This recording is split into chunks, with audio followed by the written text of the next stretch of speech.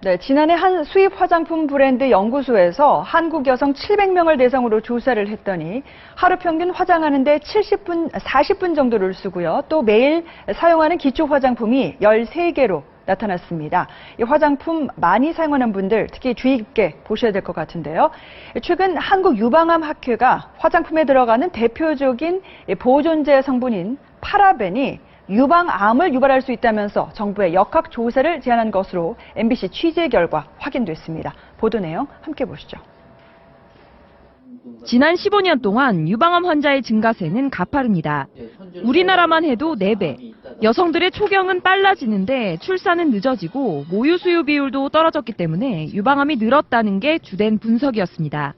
그러나 이것만으론 설명 안 되는 환자들도 속출했습니다. 모유 수유했고 육류 같은 거를 좋아한 것도 아니고 저도 잘 어디에서 왔는지는 잘 모르겠어요. 그런데 영국의 한 대학이 최근 화장품에 들어가는 파라벤을 정상적인 유방세포에 노출시켜봤더니 세포가 계속 커지거나 또는 죽지 않고 다른 곳으로 전이되는 모습을 보였습니다. 암세포와 똑같은 성질로 변한 겁니다. 한국유방암학회는 영국 연구 결과에 대해 고농도의 파라벤이 DNA 손상을 일으켜 암을 유발하는 게 증명됐다고 평가하면서 파라벤과 유방암의 관련성에 대한 정부 차원의 조사가 필요하다고 밝혔습니다. 화장품같이 저농도로 오랫동안 사용했을 때 그 결과는 아무도 장담할 수 없기 때문에 전 국민을 대상으로 전국적인 정부 차원의 조사가 필요할 것 같습니다.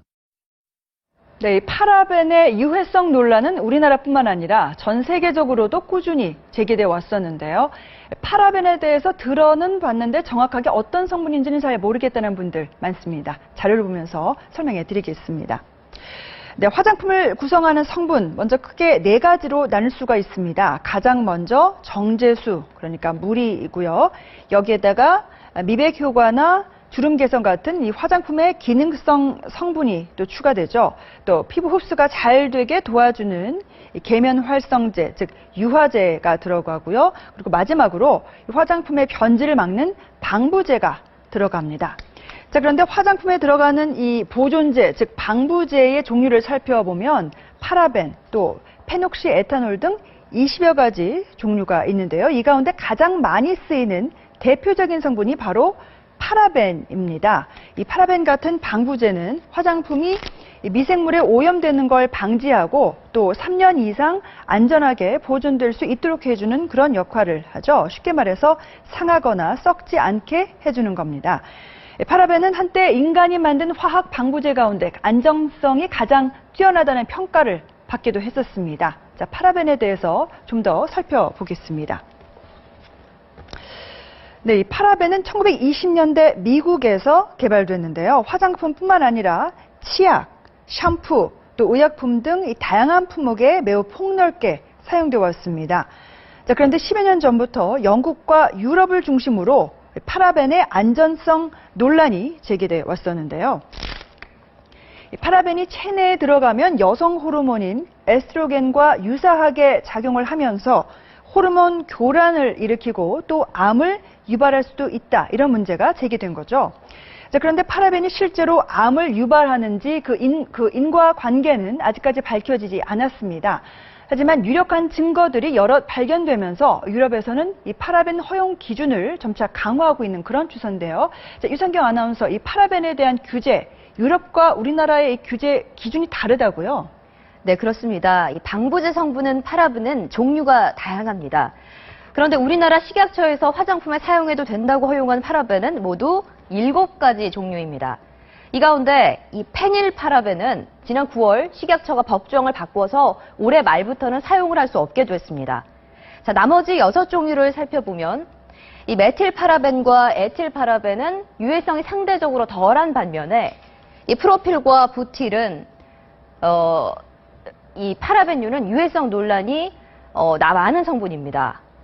이 덴마크에서는 2011년부터 프로필과 부틸파라벤을 만 3살 이하 영유아를 위한 제품에는 사용하지 못하게 했습니다. 유럽연합도 이 성분에 대한 규제를 대폭 강화했는데요.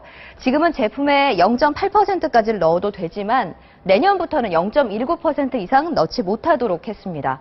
하지만 우리나라는 아직까지 0.8% 이내 함유량이면 안전하다는 입장을 고수하고 있는 상황입니다. 또 이소프로필과 이소부틸 파라벤의 경우에는 유럽연합에서는 이번 달부터 아예 사용을 완전히 금지시켰습니다. 그러나 우리나라는 이 두 종류의 파라벤에 대해 역시 0.8% 기준 이하라면 안전하다는 입장입니다. 다만 유럽연합의 금지령을 의식했는지 식약처에서 다시 한번 위해성 평가를 진행해 내년 6월까지 완료하겠다는 계획을 발표했습니다. 이 파라벤을 두고 체내에 축적이 된다, 안 된다. 과거에는 전문가들 사이에도 의견이 분분했습니다. 하지만 최근에는 이 파라벤을 장기간 사용할 경우 체내에 축적될 수 있다는 가능성을 보여주는 연구들이 속속 나오고 있는데요. 영상 함께 보겠습니다. 해외의 한 연구진이 유방암 환자 160명을 대상으로 이들의 암세포를 떼어내 그 성분을 분석했습니다. 그런데 이들 암세포의 99%에서 파라벤 성분이 공통적으로 검출됐습니다. 주로 겨드랑이 쪽에서 검출됐는데 당시 연구팀은 얼굴로 흡수된 화장품의 파라벤 성분이 겨드랑이 림프절에 모였다고 추정했습니다. 또 의학과 약학, 생물학, 보건학 등 각 분야의 독성 전문가 천여 명이 모인 학술단체인 한국독성학회는 치약과 칫솔질 등 입을 통해 섭취된 파라벤의 양은 화장품 등 피부를 통해 흡수된 파라벤의 양보다 훨씬 적다며 입으로 섭취한 파라벤은 피부로 흡수된 파라벤과 달리 빠르게 분해된 뒤 소변으로 배출되기 때문에 몸 안에 거의 남지 않는다고 밝혔습니다. 또 같은 양의 파라벤에 노출되더라도 어린이에게는 독성이 더 강할 수 있다며 우리나라에도 유아용품에 대한 파라벤 허용 기준이 따로 필요하다고 지적했습니다. 전문가들은 여성들이 과거부터 오랜 기간 이 파라벤 성분이 포함되어 있는 화장품을 사용해 왔고 또 가짓수 또한 계속 늘고 있기 때문에 시간이 갈수록 위험에 노출되는 여성도 크게 늘 것으로 경고하고 있습니다. 화장품을 보다 안전하게 사용하는 방법이 무엇일지 함께 모색하는 게 시급해 보이는데요. 자, 유성경 아나운서 어떤 방법들이 있을까요? 좀 소개해 주시죠. 네, 먼저 우리나라는 지난 2008년부터 화장품 전성분 표시제를 시행하고 있는데요. 화장품에 들어간 모든 성분을 의무적으로 표시하도록 한 겁니다. 화장품 상자나 용기에 깨알 같은 글씨로 수많은 성분이 표시된 걸 보셨을 겁니다. 그런데 이 내용을 읽어봐도 뭐가 뭔지 알기가 어렵습니다. 생소한 화학명으로 되어 있는 경우가 대부분이어서 한번 슬쩍 보고 외면하기 일쑤인데요. 대체적으로 읽기 쉽고 이해하기 쉬운 성분명이 많을수록 안전한 화장품일 가능성이 높다고 합니다. 천연 성분의 경우 동백오일, 라벤더 에센셜 오일, 해바라기 추출물 등 대개 읽고 이해하기가 쉬운 이름으로 되어 있습니다. 이 때문에 비슷한 제품 서너 개가 있다면 각각의 성분 표시를 비교해보고 천연 성분이 더 많은 걸 고르는 것도 방법이 될 수 있습니다. 또 여성환경연대가 만든 톡톡이라는 인터넷 사이트에 접속하면 화장품에 들어가는 7천여 개 화학 성분의 유해성 정보를 확인할 수 있습니다.